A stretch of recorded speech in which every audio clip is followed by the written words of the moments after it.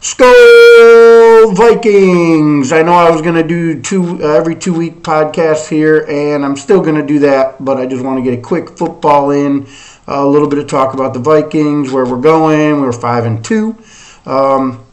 Let me take off this wonderful Vikings mask.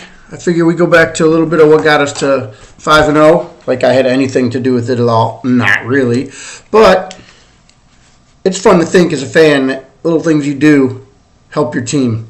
They never do. Your team is what it is, and we're 0-2 in our next part of our season, as Zimmer said, where we started out 0-0, so we're 0-2. We got a lot of things to work on, and I'm going to cover a little bit of that now. We are without co-producer Jason Coop Capello today.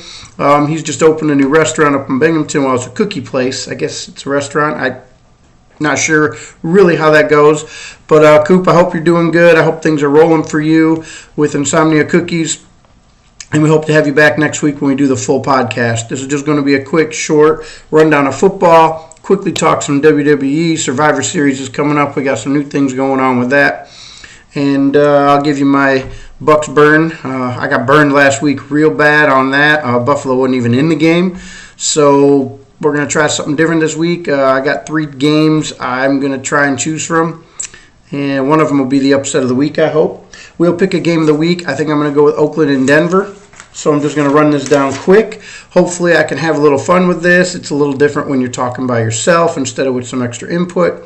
But I think I can get a quick podcast out here, give you some ideas of where I think we're going.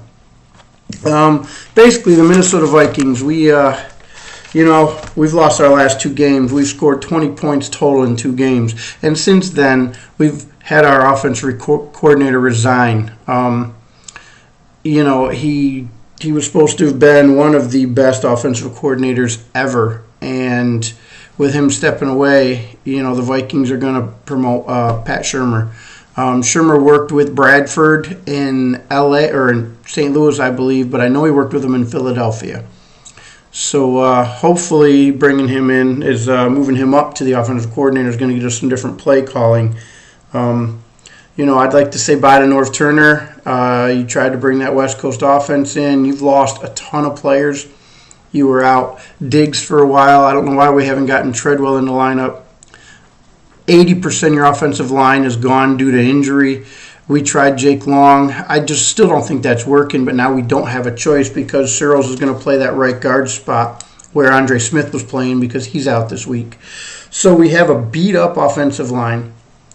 Fourth quarter really looked like in that Chicago Bears loss, we lost 21-10. It really looked like Bradford figured out, or Shurmur or Turner, I don't know who was going, but Bradford getting rid of the ball quick, not getting hit, kind of like what Eli Manning tried to do to the Vikings when they played our defense. We know we have some problems on offense. There's no Adrian Peterson. So far, Matt Asiata and Jerick McKinnon's been hurt. Asiata hasn't stepped up. He had an okay game against the Philadelphia Eagles, but that was late in the game when it was just trying to, move the ball. Ronnie Hillman coming in, still learning the offense. He did okay. He did a few things. He's got the speed to break it around outside if McKinnon's not back. But I'm really concerned about our offensive play. We need to get the ball downfield. We need to use Kyle Rudolph. I think Treadwell needs to get in the game. We need to kind of throw the ball to him a little more, a lot more because he hasn't played. And I really think Cordero Patterson could make a difference. I mean, if you want to get rid of the ball quick, you can do a screen, you can do a reverse. Jerick McKinnon can throw the ball. He was a quarterback in college. We could even try a few trick plays there. With Turner gone, I think the trick plays will be gone. But I want to talk about our defense. When did Jay Cutler become Superman? He tore us apart. We couldn't get to him. He wasn't releasing quick. He had time to throw the ball. There weren't holding calls for me to complain about. Just saying.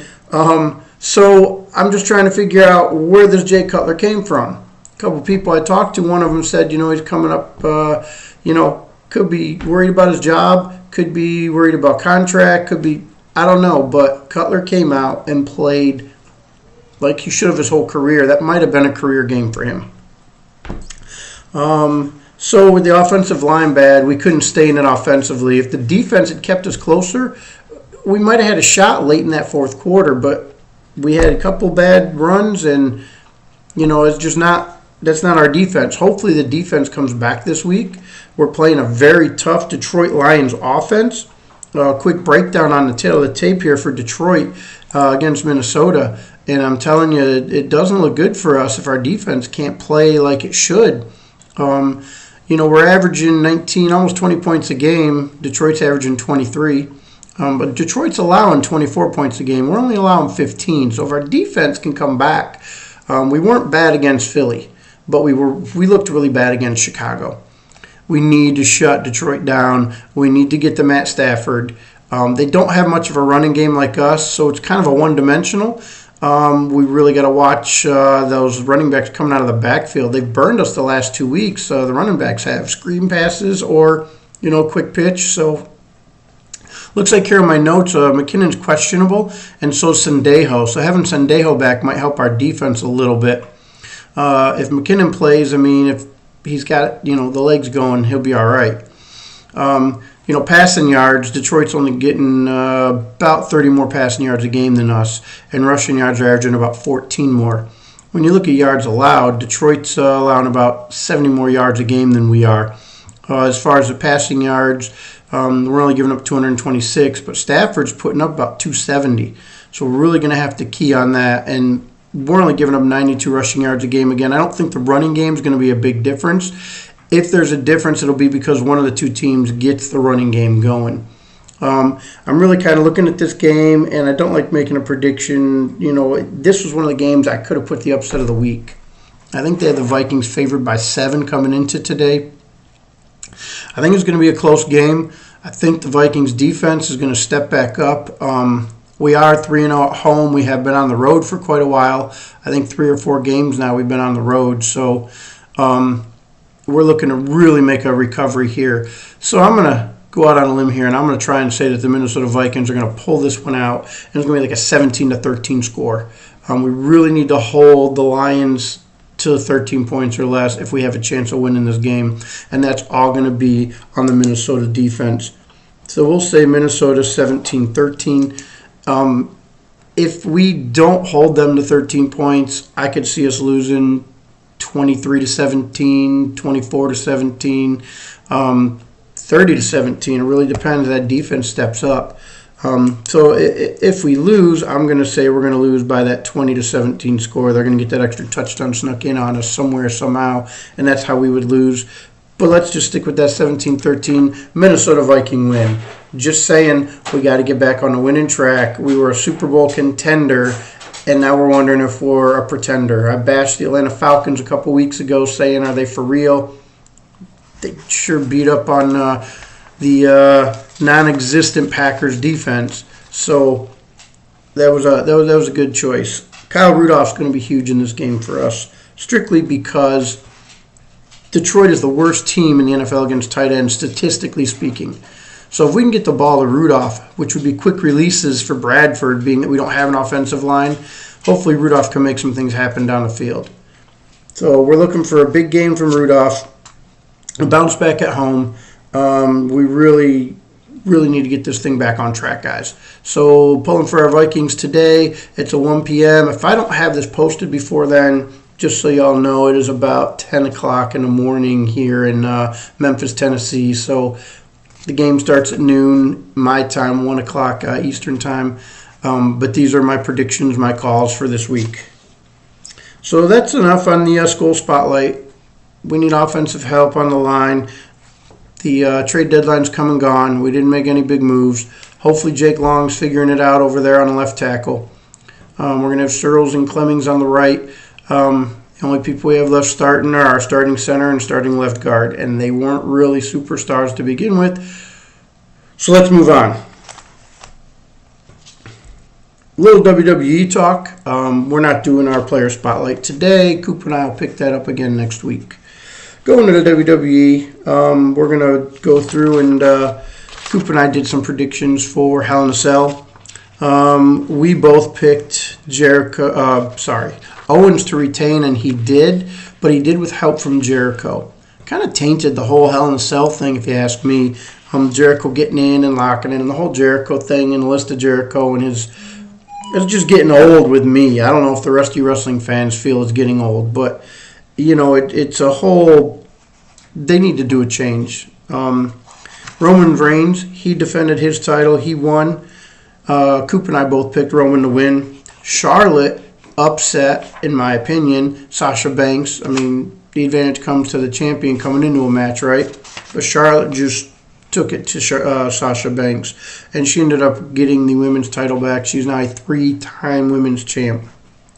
Coop and I both picked Sasha, so we were both wrong there. Here's where we differed. New Day retained. They did not win the match, but they retained. So they lost to Sheamus and Cesaro. But because they retained, I gave Coop the win because he said New Day would win. They have their belts.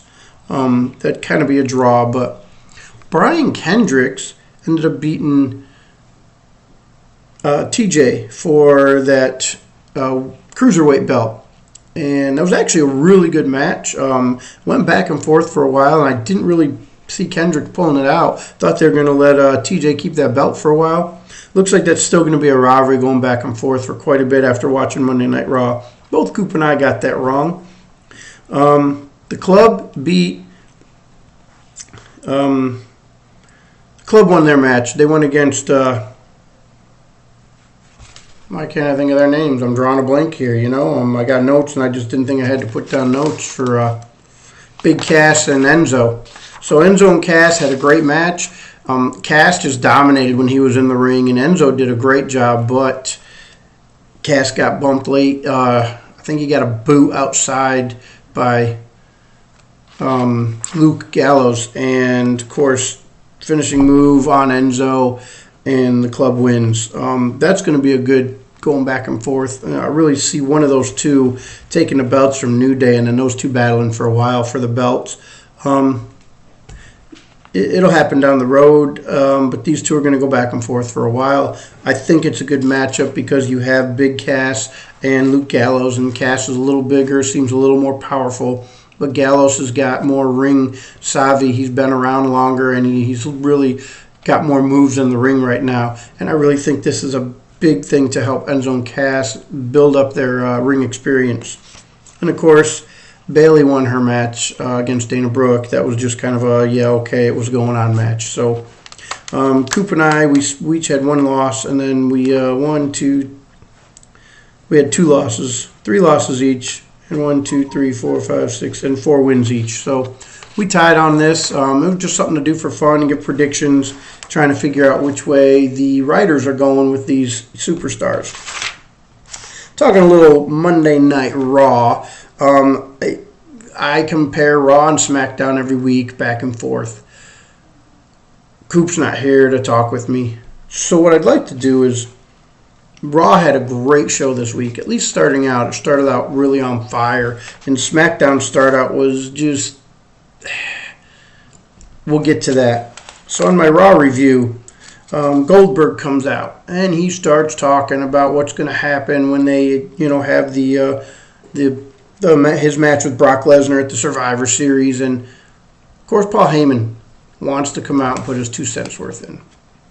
Heyman jokes on everybody and thinks Lesnar's here and wants to go today, but Lesnar's not there. So as the two of them are, bantering back and forth, Rusev comes out. Rusev gets in the face of Goldberg, and this was really a good set for Rusev after coming off of the whole rivalry with Roman Reigns, which is going to go another direction now. You got to have some warm-up for Goldberg, so why not the big Bulgarian Brute? Big athletic man, can do lots of things in the ring, very strong. It didn't go very far. He got in Goldberg's face, said, I think you're washed up, you don't even deserve to be in this ring. Hit him. Goldberg did the old, you hit me? Really? Come on now. Ended up giving him a jackhammer, and then the fun part was he actually speared Heyman. It was kind of a poor spear. I mean, you didn't want to hurt the little guy, but, he speared Heyman, and that's kind of how it faded out. So, Lesnar's going to come back to retaliate, and that's really what they're trying to build here is Lesnar, Goldberg, head-to-head, 2, unstoppable forces. Goldberg is 1-0 against Lesnar. You can watch that match too. WWE Network, $9.99 a month. First month free. If you had signed up last time we did this podcast, you would have gotten the Hell in a Cell for free and Survivor Series for free. Pay-per-views, absolutely free. Hundreds and hundreds of hours of other, wrestling. You got WrestleManias and WCW matches, and just hundreds of hours of different shows, matches, stories on different wrestlers. So it's really a great price for $9.99 a month. And all the pay-per-views come with that. So for that $9.99 a month, you're seeing every pay-per-view that comes up, and I think there's like 19 of them now. So it'd be great to pick up. You can watch it on your computer. If you have a PS3 or 4, probably even Xbox One, you can watch it on those. I know you can watch it on your cell phone. WWE Network, WWE.com. Check it out. So speaking of Survivor Series, we've got some teams set up. We've got some surprises set up. And we're going to go over the Raw side first because we're doing our Raw review. There wasn't much other exciting till later on in the end of Raw.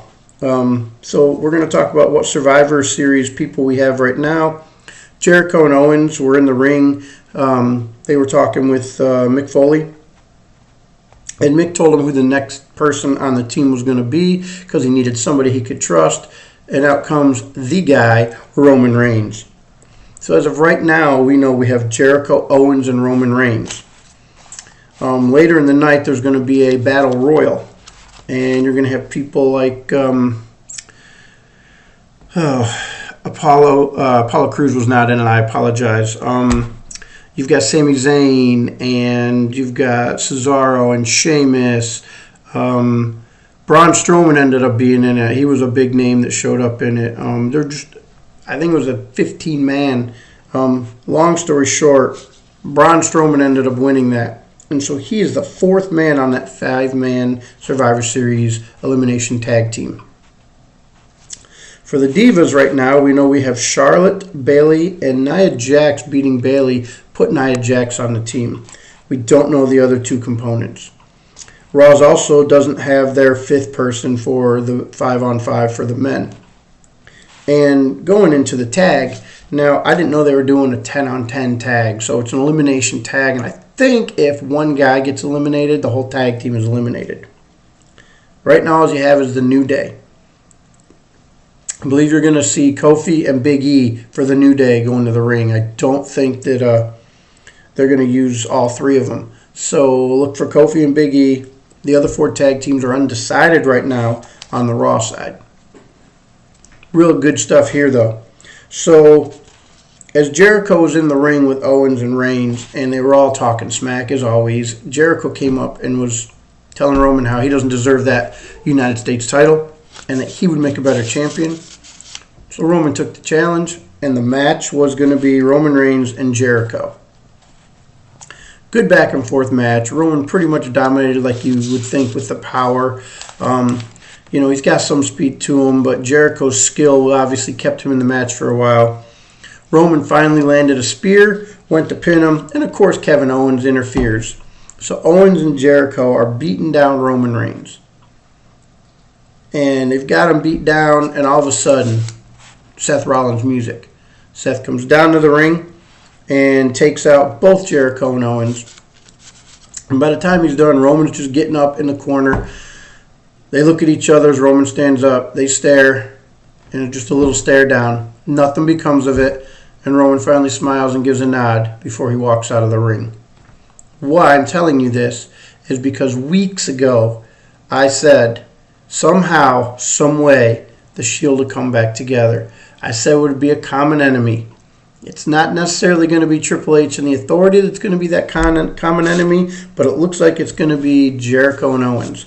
It looks like 2 out of 3 are going to maybe get along because the common enemy.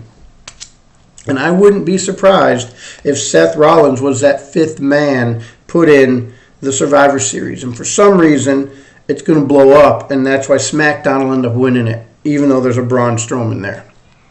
Just say it's just what I'm looking at. But that is what we had on Raw. Raw had a really good show.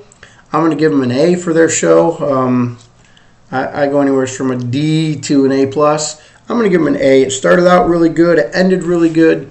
The little banter in between in the middle wasn't bad. It wasn't boring. It wasn't a bad show. Raw did a really good job.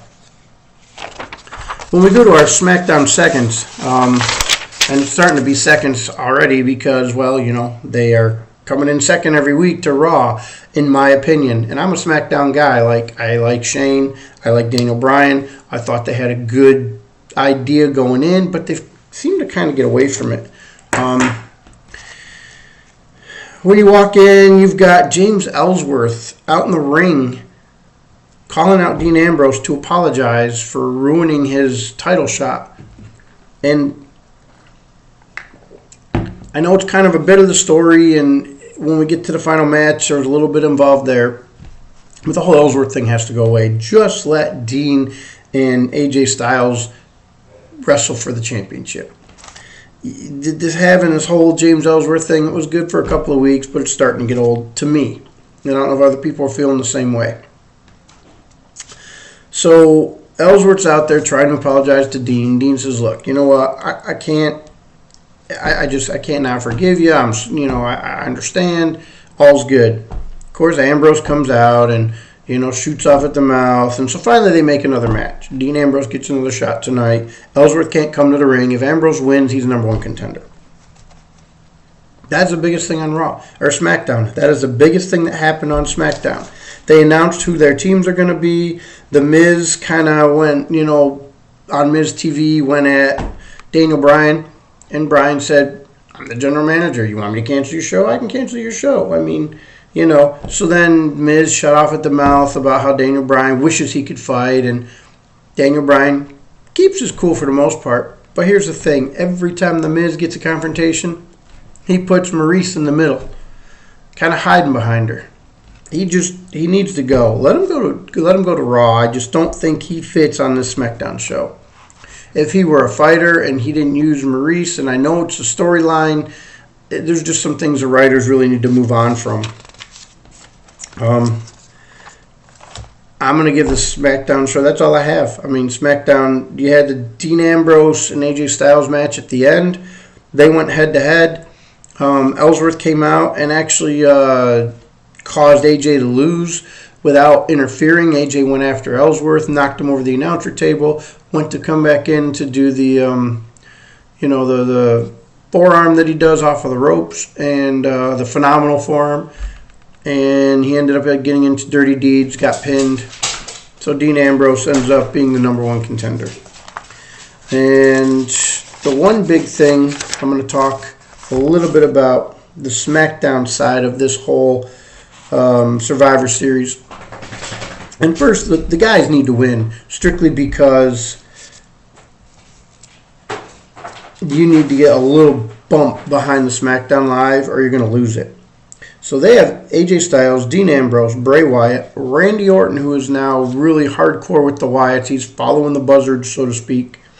He had a match with Kane as a no DQ, and of course Bray and Luke Harper came out and helped. I do see some dissension between Luke Harper and Randy Orton going on there. Not sure where they're going with that. Luke Harper would be scary to pull him out of the Wyatts because he's a very good wrestler. He's a big guy and he's very athletic. And I think that would be a headache for Bray Wyatt and Randy Orton if Harper went his own way. But you have Randy Orton along with Bray Wyatt. And then I think the key to this whole Survivor Series win is the lone wolf Baron Corbin. He's the 5th guy for SmackDown. And they've announced all their guys but one tag team. So Raw's trying to hide something, whereas SmackDown's just like, these are our men, come on and beat them. But I think Baron Corbin is the big difference. He's not as big as Braun Strowman, but I see a good little head-to-head going on there. So, because there's nobody else on the team that could really go with Strowman. You also have Reigns to worry about. So you got a ton of power over on the Raw side and some really good wrestlers on the SmackDown side. And, of course, Randy Orton, RKO out of nowhere.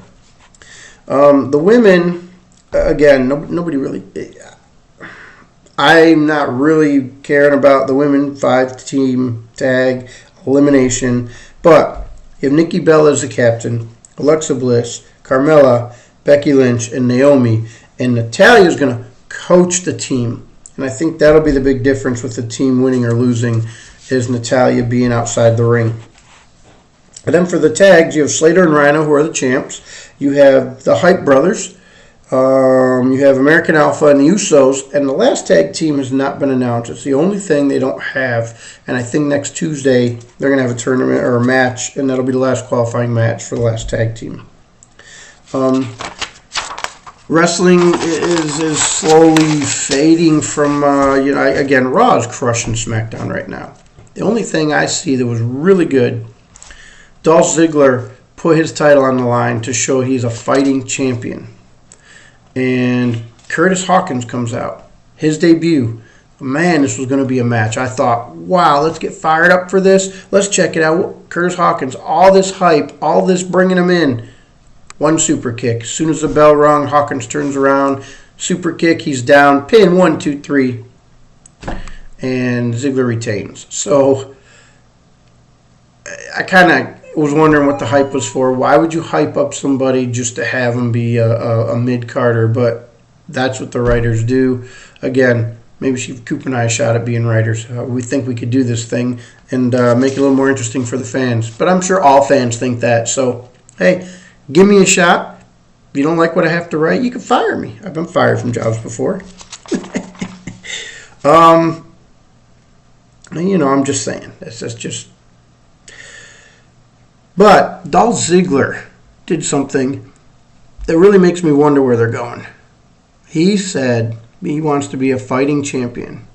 And he's putting the Intercontinental belt on the line against anybody from Raw who wants to come after it at the Survivor Series.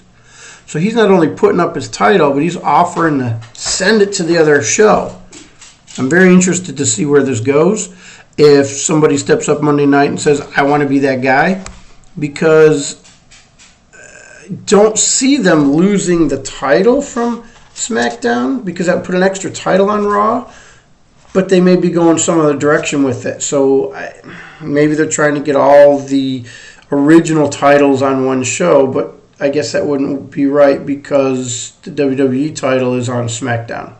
So I don't see him losing it to someone on Raw, but that would be a huge storyline to move forward for maybe the next pay-per-view where they're together. Maybe the Royal Rumble or... But I thought that was probably the most interesting thing on SmackDown that happened, was him putting that up for anybody on Raw to take. So, but Raw won the weekly battle of SmackDown versus Raw versus SmackDown.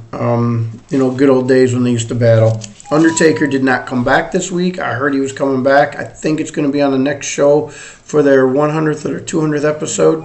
I'll have to look that up. I'll be more on top of that next week. Moving on to Bucks burn. Oh, did I ever get burned on this one? I picked Buffalo for a big upset.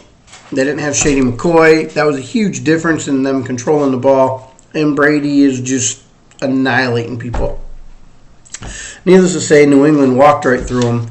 I don't even want to bother to look up the score. I know it was bad, 41-17 maybe. But that was Bucks burn. I got burned, and so did the Buffalo Bills. So let's move on to our new burn of the week, my upset of the week.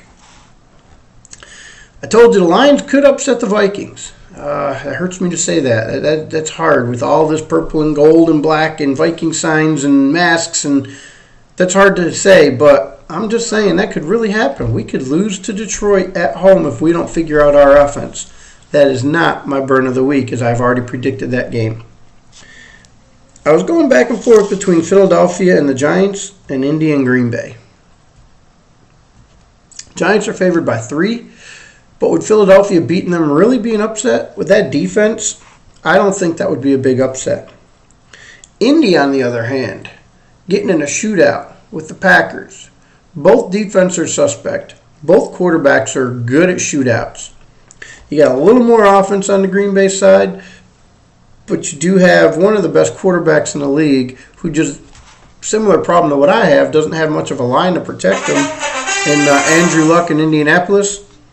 So I'm going to take the Indy-Green Bay game. Green Bay's favored by 8, and I'm going to call a straight-up upset. I'm going to say Indy's going to win a shootout, and this is where if Green Bay hits a team that can shoot out with them, they're going to struggle because of their defense. We, as Minnesota, don't have the offense to run a shootout, but we have a solid defense, which is why Green Bay still has a shot at this division with us, because we might not be able to stop them, or maybe just not stop them enough, because until I see something from Pat Shurmur, we're not putting up a lot of offense. Just saying that there's not a lot of offense in Minnesota. So I could use the Dante Culpepper, Randy Moss, Chris Carter offense that we had back in the day. So we're going to say Indianapolis is going to win this game 36-33. Just pulling numbers out of the air. There's really no rhyme or reason. 36-33 Indy. No overtime. It's going to go in the fourth quarter. Green Bay's going to be driving, and Indy's going to stop them or hold them. It'll be Indy somehow. Their defense is going to do just enough to keep Green Bay from winning that game. 36-33, Indianapolis upsets the Green Bay Packers. We do a game of the week every week, and I want to make this real quick. I'm at 31 minutes here, so we're just going to kind of shorten this and do my quick game of the week picks. And I went with the Sunday night game again. I like the matchup, Denver and Oakland. Oakland is 1-2 at home, and they're playing home against Denver. But this is a game for this division. Denver's ruled this division for years now, and I know it's a little different without Peyton Manning because of just the knowledge he brought to the field and the presence he brought with him being, it's Peyton Manning. Trevor Siemian doesn't bring that presence. Now, they're winning. They're 6-2, and they're 2-1 on the road. A quick breakdown on the tail of the tape. I'm looking at, points per game. They're pretty close. Denver's getting 24. You got a 27 for Oakland. Derek Carr, he's for real. Now, points allowed, Denver's only allowing 17 points. Oakland's allowing 25. So right there you've got, Denver probably going to hit their average on points. Yardage is close. Oakland's got 407 yards a game. Okay, it's not close. Denver's got 340 yards a game. Passing offense goes to Oakland. Rushing offense goes to Oakland. But yards allowed, 100-yard difference. Denver gives up 100 yards less than the Oakland Raiders. And most of that comes in the passing game where Denver just doesn't give up a lot of passing yardage. So looking at that tail of the tape and, breaking down the points, but there's more to it. I think the Oakland Raiders are primed to step up and take this division. I have a few friends that are Raider fans, and we talked at the end of last season, and I said, Derek Carr's for real. Crabtree's coming into his own. You've got Amari Cooper. As long as Latavius Murray's healthy, you've got a running game. Your defense is starting to come together. I think that Denver can win this game, or can lose this game in Oakland and give it away. You're talking a close game. An 8-point favorite, I believe, is the Denver Broncos. Let me double check that. Oh, it's a 1-point favorite for the Denver Broncos. So, correction. They're giving Denver a point? Wow. So I'm not even calling an upset here, which is okay. This is the game of the week. We are calling Oakland is going to win it 24-23 at home, and that's the 1 point, and I didn't even realize it was a 1 point. I thought it was like an 8-point Denver favorite. I thought Denver was favored coming into Oakland. Shows got to do a little more research. Kind of hurts not having my research guy, Jason Coop Capello, on ship with me today, but hey, that's why we do this. We have some fun. We make some mistakes. But I think Oakland is really going to step up this year. I think that's their division to lose. And if they lose this game, that would definitely be them losing the division. Oakland 24, Denver 23, no overtime needed. It'll just be not a missed extra point. It'll just be a field goal game there late. Oakland's defense has really got to play good, though. I mean, they're not a strong defense. They're one of those teams that wants to get in a shootout and win 35-30. they're going to have to play a little defense because Trevor Siemian in Denver can put up some points. I really don't see more on that game. Last week's game of the week, Dallas ended up winning in overtime. So we got to give kudos to Coop and I for picking that game. I said it was going to be a 6-point difference, 23-17. Coop thought it would be a little bigger difference for Dallas. He thought they'd get 30-17. So you kind of take our two scores and mash them up, and it was 29-23.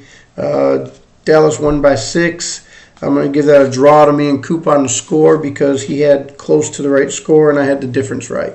So kudos, Coop. I kind of miss not having you on the show today. Want to do a quick wrap-up. I enjoy doing this show. I appreciate everybody who watches. I just lost my train of thought. Isn't that fun? I'm a big Viking fan, so I really spend most of my time on the Vikings with their stats and with what we need to do with the team and where they're going. But again, any feedback, anything you want me to try and do some research on, Coop does most of my research. So that's why he's my co-producer and co-star on the show. We're still trying to work out how to put him on video, but he's not too worried about it. His input helps me a ton. You can feel free to go ahead and contact me. I am on Twitter, and it's ABL Sharks. It's at ABL Sharks on the Twitter. Buck Sharks. My apology. My email is ABL Sharks.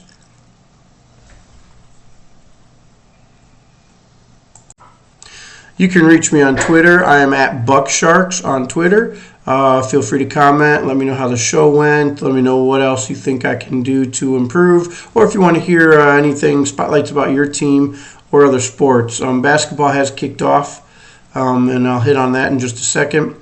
You can also hit me on email at ablsharks@gmail.com. Coop's not here today. I will put his email and his Twitter right up here for you with mine, and it will be Q's Hazard is his Twitter, and ABL Hazard is at yahoo.com is his email. So let's make sure you give us any feedback. We love to hear from you. NBA is kicked off. Golden State is not the dominant team everybody thought they were going to be. The Lakers beat them the other night by, I think, 20 points. My Grizz are 3-3. We're struggling here some games, and then we're having some big wins on other games. So it's going to be a long season. It looks like San Antonio might be the team in the West that's going to be most consistent. The Clippers look pretty good. My Grizz look okay right now. We don't have Parsons yet, which we went out and got to help with the offense. So when he comes and plays, we'll see how much better we are. I heard some trade rumors for Zach Randolph. I don't think that'll happen unless it's something above and beyond, because he's just part of that trio that we all know, and Memphis is part of the Grizz and the grit and grind. So hockey's rolling. My Rangers are doing okay. But next week we will talk some more sports. Football is in full swing, and I have to say at the end of this, congratulations to the Chicago Cubs on winning their first World Series in 108 years. Cubs fans, rejoice, which you have been. Congratulations. Joe Madden, Theo Epstein, everybody in the Cubs organization. You earned that win. I did not get to watch the last 3 innings of that game. I had to be to work at 3 a.m. on Thursday, and I missed the 7th, 8th, 9th, and 10th inning, and I'm really disappointed that I did, because that was the best game probably played. Excuse me, dry mouth. Probably played for a World Series in a long time, probably as long as I can remember. The only reason I would say the Kirk Gibson home run for the Dodgers in '88 was better because I was a Dodger fan. But the game, just the way it went, you couldn't ask for a better World Series. Cleveland Indians, you did a great job, and I'm still pulling you into the ABL as my team. Lindor will be a Shark. He is not going anywhere. For anybody who's interested in him, he is a Shark, and he's staying there in Orlando. Thank you, guys. This has been the Buck Stops Here. I'm your host, Greg Buck Dietzen. Thank you for tuning in, and we'll see you next week with a full show. Bye.